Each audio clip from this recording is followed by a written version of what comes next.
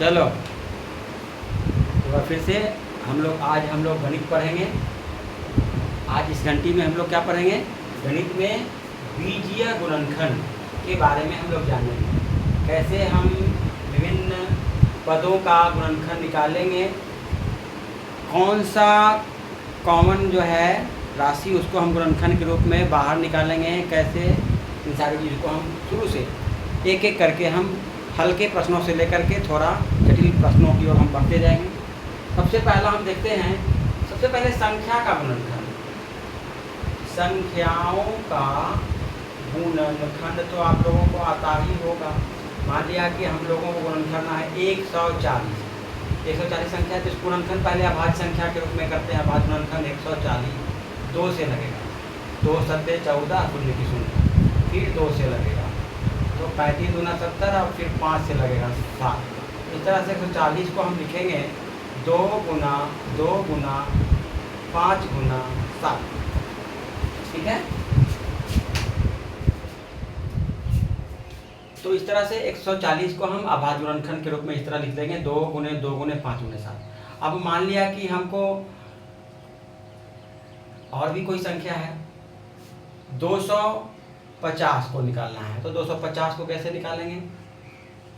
2 से लगाएंगे, लगेगा। जिस संख्या का इकाई अंक 0, 2, 4, 6, 8 रहेगा तो 2 से लग जाएगा। इस तरह से संख्याओं की कौन सी संख्या किससे कटेगा, इसके लिए 2, 3, 5 के लिए पहले आप लोग पढ़े हैं। तो इकाई अंक पर 0 है तो 2 से लगा देंगे। सॉरी, इसको काट दिए। 250 है तो 2 से लगा देंगे। 1, 2, 5। अब इकाई अंक पर 5 है तो 2 से नहीं लगेगा, 5 से इसमें लगेगा। 5 दूना 10 शेष बचेगा 5, फिर 5 से 25। इस तरह से 250 को लिखेंगे 2 गुना 5 गुना 5 गुना 5। इस तरह से अभाज्य गुणनखंड आप पहले की पूर्व कक्षाओं में आप पढ़े होंगे। तो आज हम लोग चलेंगे बीजीय गुणनखंड के रूप में कैसे हम निकालेंगे। पहले तो सवृष गुणनखंड देखते हैं। जैसे एक क्वेश्चन में देते हैं 16a² b कॉमा है 24ab² c फिर 25abc। यहाँ 3 पद है, प्रथम पद, दूसरा पद और तीसरा पद। 3 बीजीय पद दे दिए हैं, 16a² b 24ab² c और 25abc का। पहले तो गुणनखंड निकालने के पहले आप लोग इसमें देखिए कि इसका सार्वनिष्ठ गुणनखंड या HCF, सार्वनिष्ठ गुणनखंड क्या होता है। सार्वनिष्ठ गुणनखंड निकालने के लिए आप देखिएगा, तो सबसे पहले यानी HCF इसका कैसे हम निकालेंगे। तो पहले हम देखेंगे, पहले संख्याओं को देखेंगे। पहले इसमें जो संख्यात्मक पद है वो है 16, 24 और यहाँ 25 का कॉमन। मान लिया कि यहाँ 25 नहीं है, 20 सपोज रहेगा, 20। तो 16, 24 और 20 का पहले HCF निकालो। पहले देखेंगे 16, 24 और 20 का गुणनखंड पहले निकाल दो। 2 दूना 4 दूना 8 दूना 16, 24 2 दूना 4 दूना 8 तिया 24, 20 2 दूना 4 25 20। तो अब कॉमन दोनों में, इन तीनों ही संख्याओं में जो कॉमन फैक्टर है कौन है? ये 2 है, फिर ये एक और 2 मिल रहा है, बस यही 2, यानी 2 गुना 2। HCF बराबर निकल गया 2 गुने 2। तो इस तरह से हम इसका देख लिए कि पहले तो हम संख्यात्मक जो इसमें पद हैं 16, 24 और 20 का HCF कितना निकलेगा? 4। तो पहले 4 लिख लेंगे, इसके बाद पहले हम 4 लिखेंगे। इस तरह हम 16, 24 और 20 का HCF निकाल दिए, 4 आया। अब जो अचर मान है ABC, ये जो है ABC जो अल्फ़ाबेटिकल है, पहले तो ये न्यूमेरिकल है उसका HCF निकाल देंगे, न्यूमेरिकल का HCF। उसके बाद जो अल्फ़ाबेटिकल को हम कैसे सार्वनिष्ठ गुणनखंड निकालेंगे वो समझ लीजिए।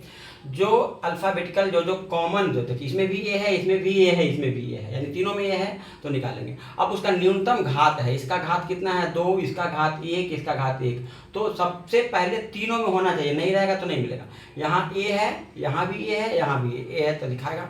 अब a का न्यूनतम घात होगा, लोएस्ट जो इसका पावर होगा वो, तो ये 2 है, यहाँ 1 है, कुछ नहीं तो 1 है, यहाँ भी 1। तो जो मिनिमम घात होगा वो लिखाएगा 1 लिखने की जरूरत नहीं है।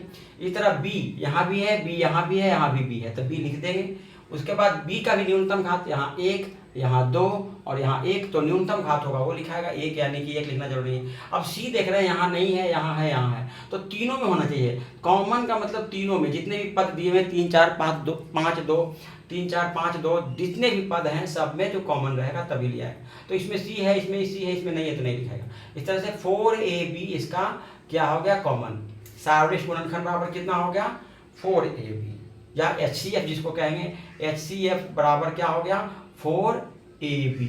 इस तरह और एक क्वेश्चन देखते हैं दूसरा, 9a square b cube C, इसी तरह 24a cube b square c cube and 18ab square c cube. तो इसका भी मान लिया कि निकालना है HCF या जिसको हम कहेंगे सार्वनिष्ठ गुणनखंड। सार्वनिष्ठ गुणनखंड निकालने के लिए है तो हम सबसे पहले संख्यात्मक जो पद है न्यूमेरिकल 9, 24 एंड 18 इसका पहले निकालोगे। पहले 9, 24 एंड 18 का HCF निकाल दोगे, कितना होगा, 3 निकलेगा। इसका HCF कितना निकलेगा, HCF बराबर 3, तो पहले 3 लिख देंगे, ठीक है।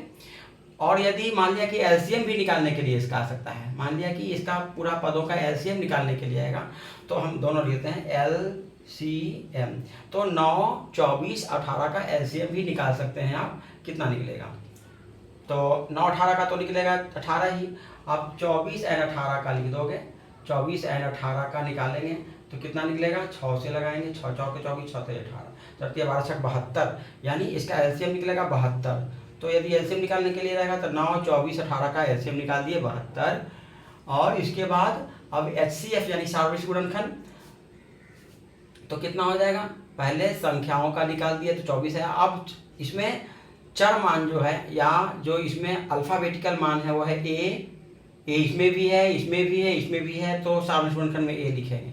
अब उसका HCF में निकले न्यूनतम घात, यानी यहाँ 2 है, यहाँ 3 है, यहाँ 1 है, तो 1 ही लिखाएगा। बी का आप चलते हैं, बी इसमें भी है, बी इसमें भी है, इसमें भी मान लिया कि यहाँ एक डी भी रहेगा, तो बी इसमें भी है, बी इसमें भी है, बी इसमें भी है, तो बी लिखेंगे। अब इसका न्यूनतम घात लिखेंगे, 3, 2 और 2, तो न्यूनतम घात कितना हो गया, 2।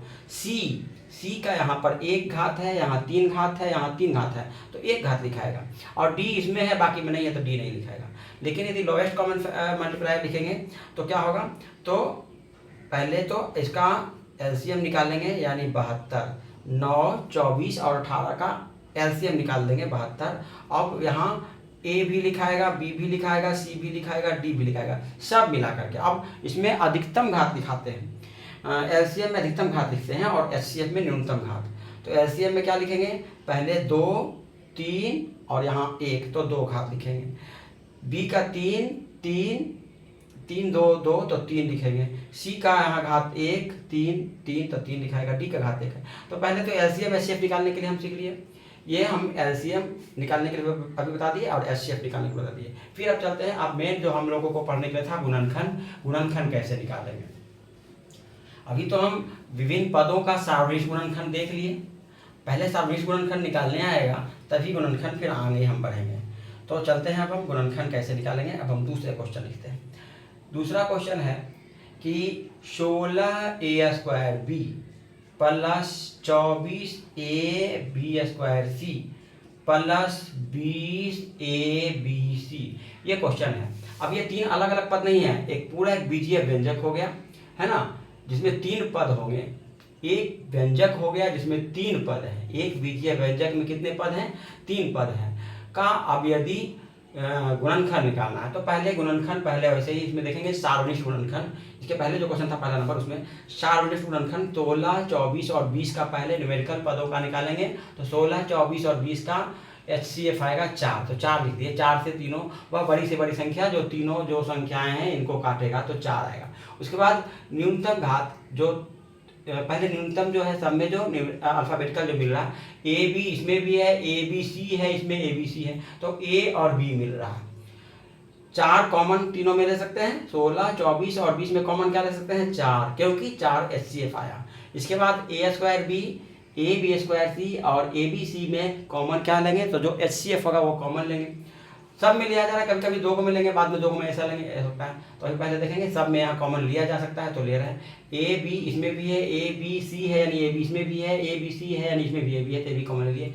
अब 4 को कितना बार पढ़े थे जी, तो 16 आएगा 4 बार, यानी इसमें से इसको भाग देंगे, ये पूरा इसमें जो ये पद है इसमें से भाग देंगे, तो 4 चौके 16, ए स्क्वायर में से ए बचेगा, है ना, 2 में से घटते जाएगा, घात घटेगा, बी है और बी तो कट गया, तो काम खत्म।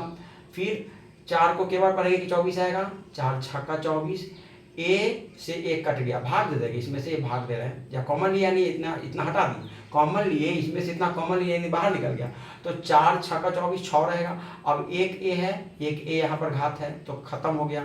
बी स्क्वायर 2 को है, यहाँ बी 1 है, कॉमन लेते एगो बी बचेगा, और यहाँ एक सी भी बच जा रहा है, प्लस 4 बचे 20 5 एक खत्म, बी भी खत्म, सी 1 बच गया, यही कॉमन ले लिए। तो इस तरह से इसका गुणनखंड ये हो गया। ऐसे ही देखते हैं तीसरा क्वेश्चन। तीसरा क्वेश्चन हम एक और दे रहे हैं, 25 a square b cube minus 50 a b square c plus 20 a square b c square, यह क्वेश्चन है, ठीक है। अब क्या करेंगे, इसमें क्या हम गुणनखंड करेंगे, इसमें क्या ले सकते हैं, तीनों में कॉमन दिया है, तीनों में ले लेंगे। पहले तो संख्याओं का हम लेते हैं कॉमन, तो पहले बराबर 25 50 और 20 में से क्या कॉमन ले सकते हैं, HCF निकाल सकते हैं आप, यदि बिल्कुल अभी कम जानकारी है तो सबसे पहले 25 50 एंड 20 का HCF निकाल देंगे, महत्तम निकाल देंगे, महत्तम समापवर्तक। तो पहले 25 50 और 20 का आप निकालिएगा तो आपको आएगा 5 बड़ी से बड़ी संख्या वो 5 है, जो तीनों को संख्याओं को काट देगा। उसके बाद अब ये देख लेंगे अल्फ़ाबेटिकल में, तो ए बी, यहाँ ए बी है, यहाँ ए बी सी है, यहाँ ए बी सी है, तो यहाँ ए बी सब में है ना, सब में ए बी है, यदि बी रहता इसमें नहीं रहता नहीं लेते, ए यदि इसमें नहीं रहता तो नहीं लेते, जो तीनों में रहे, जितने के पद जिसको हम लोगों को गुणनखंड करना है सब में रहेगा। तो ए बी इसमें भी है, इसमें भी है, इसमें भी है, तो कॉमन ले लिए। 5 सब में से 5 सबसे कटेगा। अब यहाँ देखो 10 यदि इससे कटेगा 10 इससे कटेगा, 10 ये नहीं कट रहा तो इसलिए नहीं लेंगे, वैसी ही बड़ी से बड़ी संख्या लेंगे जो तीनों को काट दे, यानी HCF। तो 25 50 और 20 का HCF निकला 5 निकालेंगे। ए स्क्वायर बी में अब देखते हैं, सब में ए बी है ना, कॉमन ले लेंगे, तो 5 का कितना बार पढ़ेंगे तो 25 आएगा 5 बार। अब ए स्क्वायर में से इतना से भाग देंगे, ए से, तो ए स्क्वायर भागा ए, तो कितना होगा, 2 में से 1 घात घटेगा, ए भाग में घात घट जाता है, बी क्यूब यानी 3 घात में से 1 घात घटेगा, बचेगा 2 घात, ठीक है, 2 घात, 5 दहें 50। अब फिर ए और यहाँ 1 घात है, 1 घात खत्म, 0 हो गया, ए पर पावर 0 यानी 1। बी पर पावर 2 घात है, यहाँ 1 घात है तो 1 घात बचेगा। सी पर यहाँ है, यहाँ नहीं है तो सी बचेगा, प्लस है तो यहाँ प्लस लिख देंगे, 5 चौके 20, ए पर पावर 2 है, यहाँ 1 है तो 1 बचेगा, बी है 1 ही घात, यहाँ 1 घात खत्म, सी स्क्वायर, ये हो गया कॉमन, ठीक है। नेक्स्ट क्वेश्चन चौथा क्वेश्चन है ऐसा ही, 4a plus 6b plus 6a square plus 9ab। एक ये इससे थोड़ा आगे चलते हैं, ये आ गया दूसरे तरह का क्वेश्चन है। अब यहाँ देख रहे हैं तीनों में या 4 पद है, 1 पद 2 पद 3 पद 4 पद, यहाँ चारों पद में यहाँ ए है, यहाँ ए नहीं है, यहाँ ए है, यहाँ ए है, तो सब में कॉमन नहीं लिया रहा। देखो अब इसको कैसे लेंगे, यहाँ पर 2 अलग पद है, 2 अलग को करके हम ऐसे ले सकते हैं। यहाँ 2 से दोनों कट जा रहा है, 2 से कॉमन ले लिए तो बचेगा 2 दूना 4 ए, और इसमें 2 तिया 6, अब बी तो बच ही जाएगा। इसी तरह अब इसमें दोनों में देख रहे हैं कि 2 से ये भी, 3 से भी कट जा रहा है, 3 से ये भी कट रहा है, और ए इसमें भी है, तो यहाँ 3 ए कॉमन ले लेंगे, तो यहाँ 3 दूना 6, और ए स्क्वायर में से 1 ए कॉमन लेंगे तो बचेगा ए, और फिर 3 प्लस है तो प्लस का चिन्ह, यहाँ प्लस है तो यहाँ चिन्ह बदलेगा नहीं, यहाँ यदि माइनस रहता तो चिन्ह बदल जाता, यहाँ प्लस है तो यहाँ प्लस ही रह जाएगा, क्योंकि प्लस गुना प्लस प्लस, 3 तिहाई 9, और 1 ए में से कॉमन ले लिए तो बचेगा खाली बी। अब फिर एक स्टेप इसको और आगे बढ़ रहे हैं। अब यहाँ 2a प्लस 3b इसमें इस पद में भी है, और 2a प्लस 3b इस पद में भी है, तो दोनों में 2a प्लस 3b है, तो फिर से कॉमन लेंगे, 2a प्लस 3b एक बार कॉमन लिए तो इसमें कितना बचेगा, इसमें खाली 2 बचेगा और इसमें प्लस 3 है, ये आंसर हो गया। या इसको हम पहले भी ले सकते हैं, यानी 2a प्लस 3b गुना 3a प्लस 2, ये आंसर हो गया। ठीक है, तो इस तरह से भी ये इसको हम एक ही बार सब में से कॉमन लिया गया था, ले लिए। इसमें हम दो अलग अलग बार में, दो चरणों में इसमें कॉमन लिए, फिर ये दोनों पद में कॉमन आ जा रहा है, इसको हम निकाल दिए। चलते हैं हम आगे।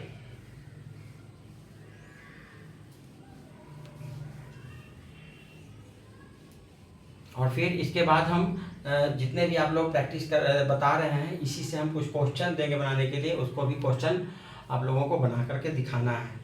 ठीक है, अगला क्वेश्चन है 5वां, x into a minus b plus y into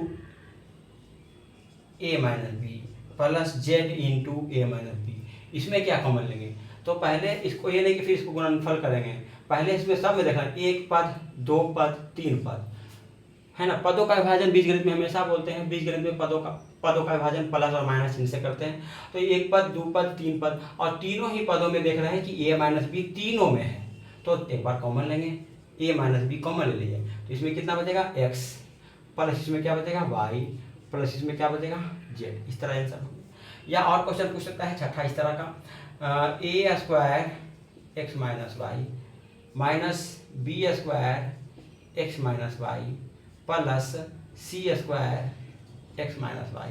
ये भी यहाँ एक पद, दो पद, तीन पद, तो यहाँ पर सब में यहाँ देखना है कॉमन क्या है? X minus y. तो फिर यहाँ एक्स माइनस वाई कॉमन ले लेंगे, तो इसमें क्या बचेगा? ए स्क्वायर, और यहाँ माइनस बी स्क्वायर, और यहाँ प्लस सी स्क्वायर। ये आंसर हो गया। ठीक है, इसके बाद अब इस तरह धीरे धीरे हम आगे बढ़े। अब जो है सर्वसमीकाओं पर आधारित गुणनखंड, बहुत सारे प्रश्न ऐसे आएंगे जो आपको फार्मूला पर आधारित रहेगा, उसको गुणनखंड कैसे करिएगा, तो इसके लिए आपको बहुत सारे फार्मूला को याद करना जरूरी है। और फार्मूला तो ऐसे बीजगणित में बहुत सारे हैं, लेकिन गुणनखंड फार्मूला, गुणनखंड पर आधारित गुणनखंड के लिए महत्वपूर्ण सूत्र जो है उसको आप देख लीजिएगा।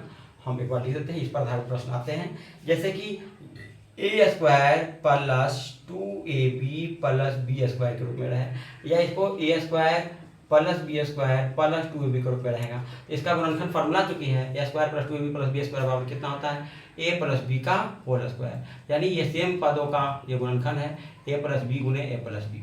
इस तरह दूसरा और भी रहेगा, इसी तरह a square minus 2ab plus B square के रूप में रहेगा, तो ये भी एक फार्मूला ही है, ए माइनस बी का होल स्क्वायर बराबर इतना होता है, यानी इसका गुणनखंड ए माइनस बी गुना ए माइनस बी। एक और बहुत ही इंपॉर्टेंट फार्मूला है, a square minus b square बराबर क्या होगा? ए प्लस बी गुना ए माइनस बी। इसी तरह और फार्मूला है, ए क्यूब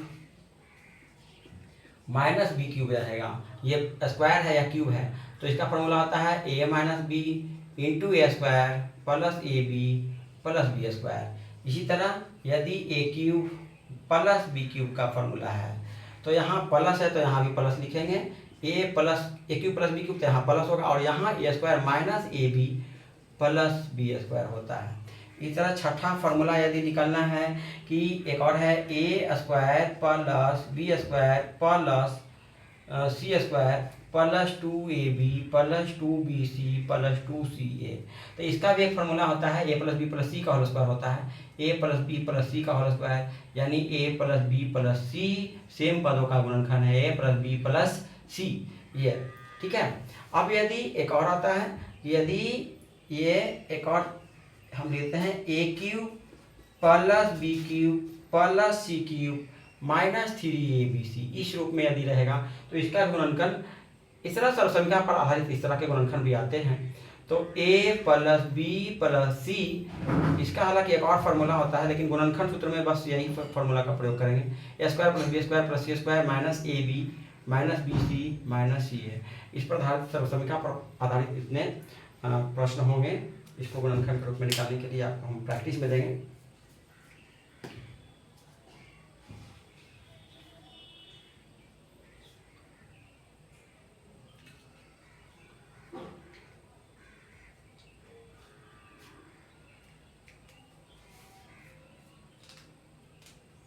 अब चलते हैं मेन जो बीच वाला पद जो होते हैं तीन पदों का जनरली जो आप लोगों को क्वेश्चन में आएगा, या फिर इससे बहुत सारे एक्स का मान निकालने के लिए भी आएगा, हल निकालने के लिए आएगा, मूल निकालने के लिए आएगा, गुणनखंड करने के लिए आएगा, इस सब में आएगा प्रश्न। तो इसके लिए गुणनखंड करना जरूरी है। अब तीन पद का दिया गुणनखंड, जैसे कि क्वेश्चन रहेगा इस तरह से, जैसे x square plus 7x plus 12, इस तरह का क्वेश्चन है। दूसरा इसी तरह क्वेश्चन दे रहे हैं, x square minus 22x plus 85। इस तरह से तीसरा प्रश्न है, x square minus 4y minus 21।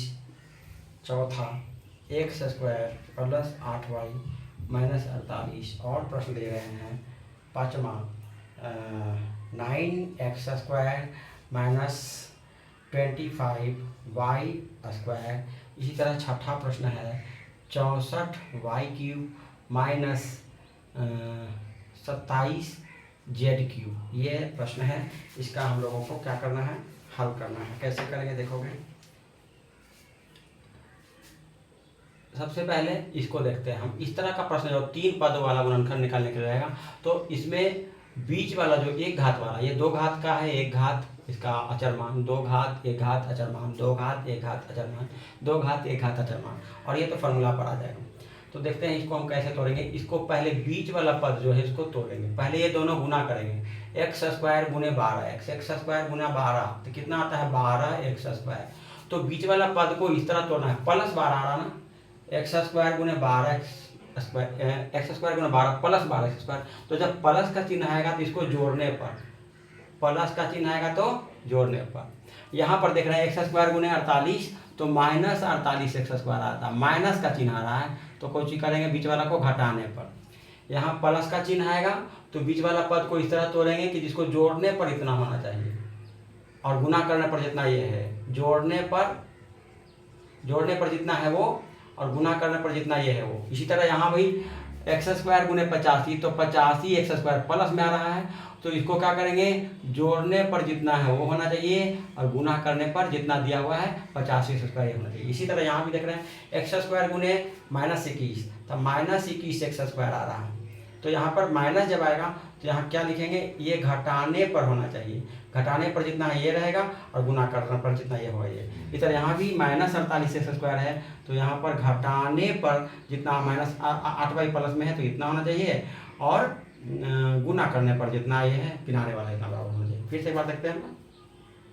प्रश्न लिखा हुआ है 7x था, देखोगे एक एक करके, 12 गुना एक्स स्क्वायर बराबर 12x स्क्वायर आया, तो 7x को इस तरह तोड़ेंगे कि जिसको कि जोड़ने पर, चूंकि यहाँ प्लस 12x स्क्वायर आ रहा था, 12 गुना x square plus 12x square, तो जोड़ने पर होना चाहिए, बीच वाला पद को जोड़ने पर आ जाना चाहिए 7। तो कैसे 7 होगा, और जिसको गुना करने पर 12, तो देख रहे हैं 4x एंड 3x, बीच वाला 7x को हम 4x 3x, ये किनारे वाला तो जस के तस रहेगा, किनारे वाला में हमको कोई परिवर्तन नहीं करना है। सभी प्रश्न में ये तीनों चारों प्रश्न है, किनारे में हम कोई छेड़खानी नहीं करेंगे। किनारे वाला जो है एक्स स्क्वायर प्लस 85, इसमें कोई परिवर्तन नहीं है ना।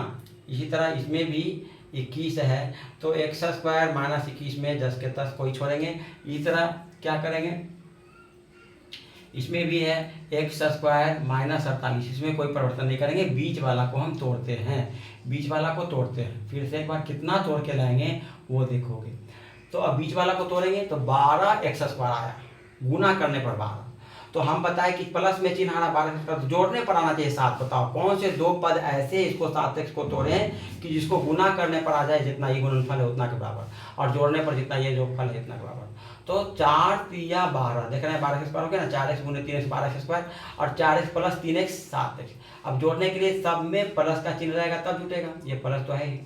तो देखोगे यहाँ 4 3 7x 4 3 12x square, 4 3 7x 4 3 12x square, ठीक इस तरह से। अब फिर इसके बाद फिर हम अब कॉमन लेंगे, आगे बढ़ेंगे बराबर दे करके। अब ये दो पद अलग और दो पद अलग, इसके साथ हम गुणनखंड करेंगे। x कॉमन ले लेंगे तो इसमें बचेगा x प्लस इसमें 4, एक्स स्क्वायर प्लस 4x में क्या कॉमन लेंगे, दोनों में x, क्योंकि दोनों में कट रहा है, गुणनखंड x है तो x कॉमन ले लिए।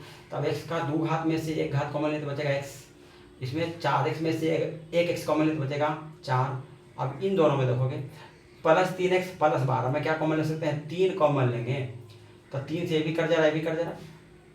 सबसे बड़ी मतलब HCF लेंगे कॉमन, दो पदों में जो कॉमन लेते हैं क्या लेते हैं, उसका जो HCF होता है वो कॉमन लेते हैं। तो इस तरह 3x प्लस 12 का HCF क्या हो गया, 3, तो 3 कॉमन ले लेंगे, इसमें बचेगा x, 3 चौके 12। अब दोनों में फिर से एक बार देख रहे हैं, दोनों पद जो हो गया दोनों में x प्लस 4 हो गया, तो x प्लस 4 हम कॉमन लेंगे, तो x प्लस 4 कॉमन लेंगे, इसमें बचेगा कितना, x प्लस 3। तो इस तरह से ये गुणनखंड इसका निकल गया मेरा, ये आंसर आ गया।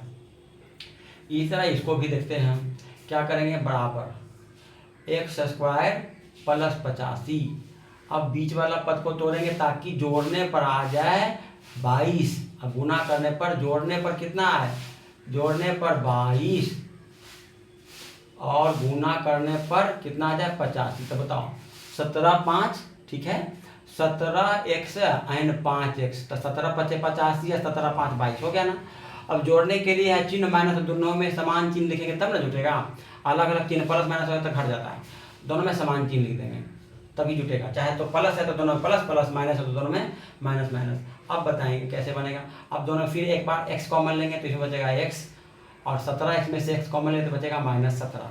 अब 5 से 85 कटेगा, कॉमन क्या लेंगे 5, तो -5 कॉमन लिए, तो 5x में से -5 कॉमन लिए बचेगा खाली x, प्लस 85 में से -5 कॉमन लिए तो माइनस गुने माइनस करेंगे तब ना होगा प्लस, तो -5 गुने -17 तो कितना होगा 17 5 85 माइनस माइनस प्लस।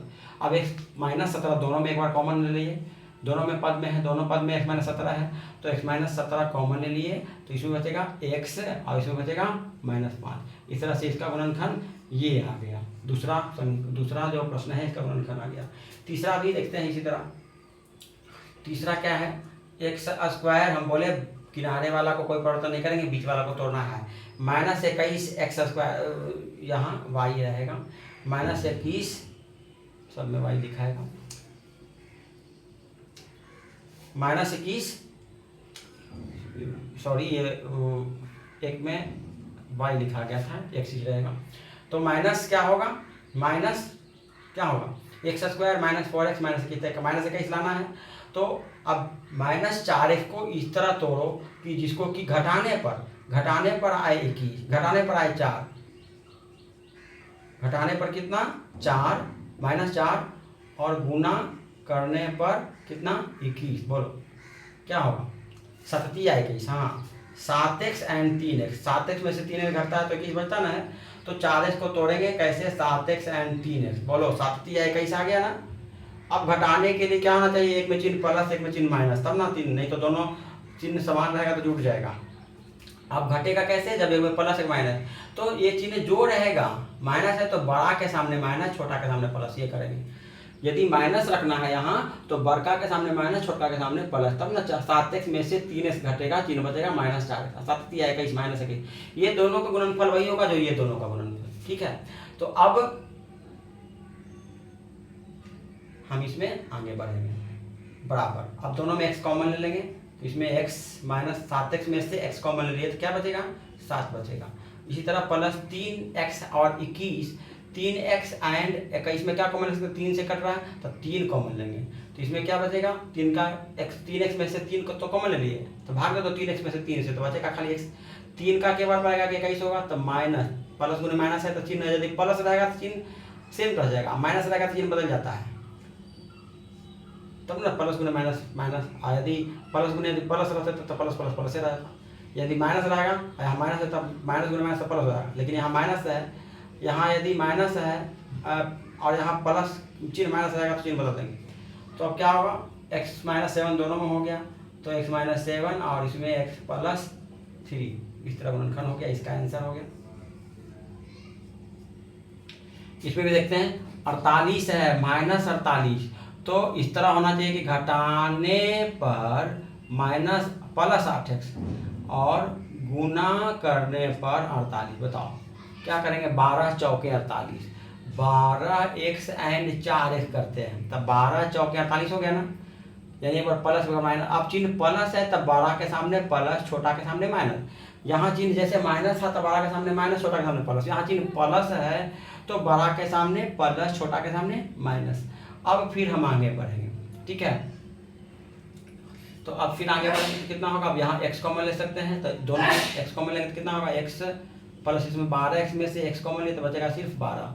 अब -4x और -48 में क्या कॉमन ले सकते हैं, जो दोनों का HCF होगा, तो 4x और -48 का HCF महत्तम 4 होगा, तो -4 कॉमन लेंगे, तो -4x में से 4 कॉमन ले लिए तो बचेगा सिर्फ x।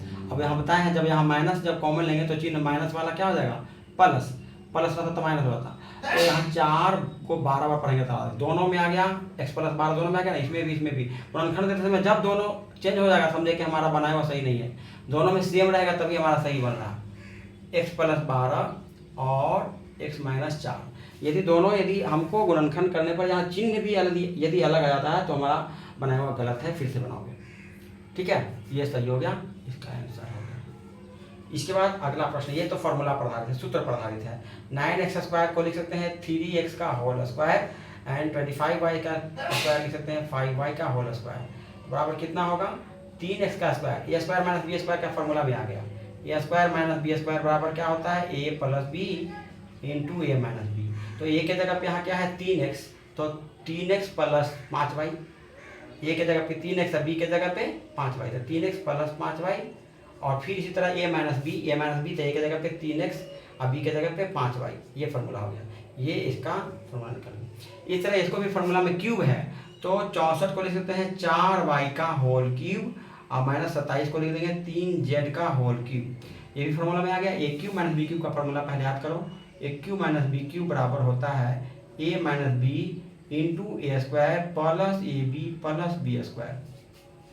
तो यहाँ a के जगह पे कितना है 4y, ए के जगह पे 4y माइनस बी के जगह पे 3z इंटू ए स्क्वायर, तो ए के जगह पे कितना 4y का स्क्वायर है ना, प्लस ए बी, तो ए के जगह पे 4y, बी के जगह पे 3z प्लस बी स्क्वायर, तो बी के जगह पे 3z का स्क्वायर। तो इस तरह से अब इसको हम हल करेंगे तो कितना आएगा, हल करेंगे तो होगा 4y माइनस 3z, ठीक है, और इसको 4y का होल स्क्वायर कितना होगा 16y स्क्वायर प्लस 4, पहले संख्या गुना करेंगे 4 3 12 y गुने z वाई जेड प्लस 3 का स्क्वायर 9 z का स्क्वायर, ये 9z स्क्वायर, ये इसका फाइनली आंसर निकला जो कि फॉर्मूला पर आधारित है। इस तरह से हम आज हम इस क्लास में हम आप लोगों को गुणनखंड निकालने के लिए बताया। पहले गुणनखंड निकालने के लिए हमको ज़रूरी है कि हम लोगों को गुणनखंड निकालने आएगा संख्याओं का, उसके बाद हमको महत्तम निकालने की ज़रूरत होगा, कैसे बीजीय व्यंजकों से मिला हुआ जो न्यूमेरिकल एंड अल्फ़ाबेटिकल दोनों का हम HCF निकालेंगे वो बताएं। उसके बाद हम गुणनखंड निकालने के लिए फार्मूला पर और फिर जो कठिन प्रश्न है जिसको गुणनखंड निकालने के लिए हम बताएं, और भी चक्रीय गुणनखंड बहुत भारी प्रश्न होंगे जो आगे हम बताएंगे।